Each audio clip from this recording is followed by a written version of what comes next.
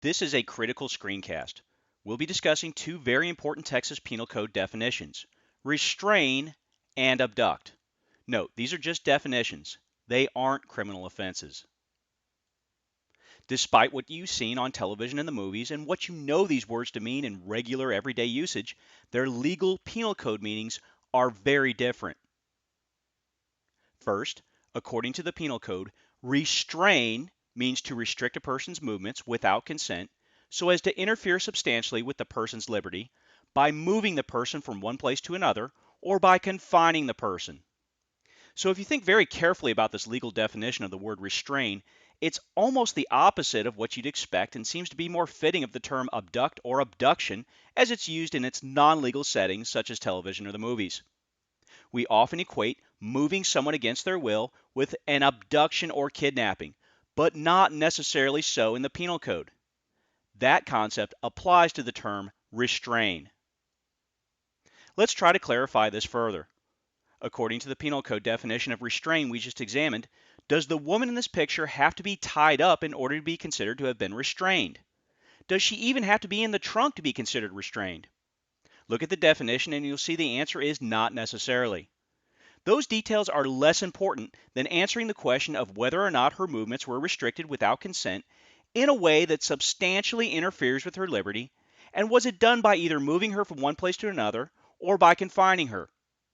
So if a defendant places this woman in the trunk of his car without her consent and then either keeps her there or drives off with her, the defendant has restrained her according to the penal code definition. The penal code goes on to state that restraint without consent is accomplished by force, intimidation, or deception. Restraint without consent is also accomplished by any means, including acquiescence or agreement of the victim, if it is a child 14 or younger, or an incompetent person and the parent or guardian has not agreed to the movement or confinement.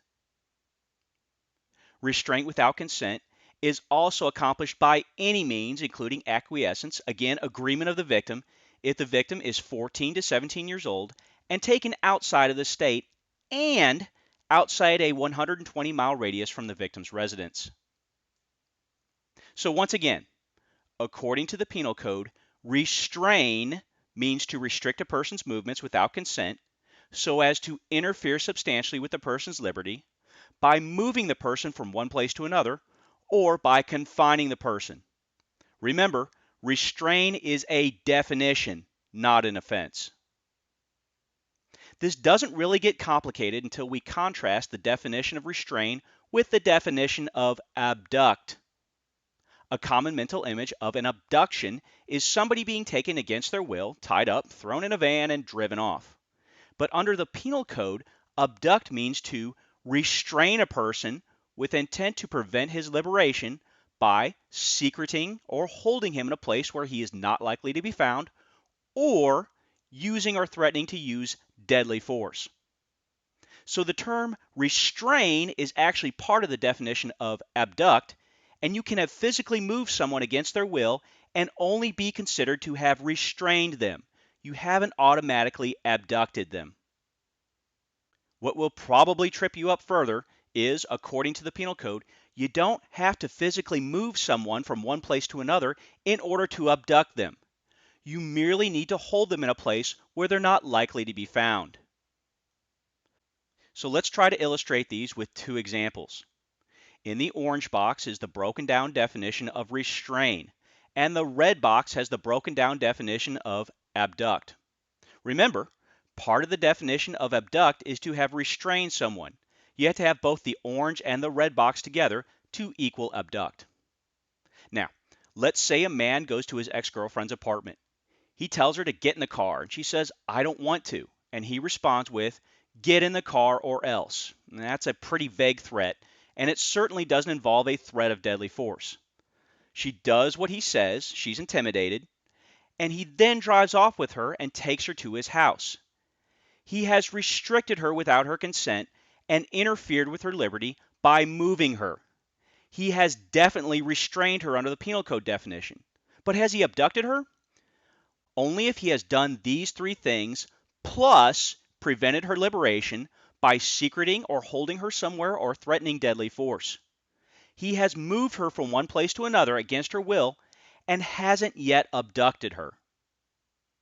On the other hand, let's say a student goes to class on Friday afternoon at the very end of the day. After the class, the professor asks the student to stay after.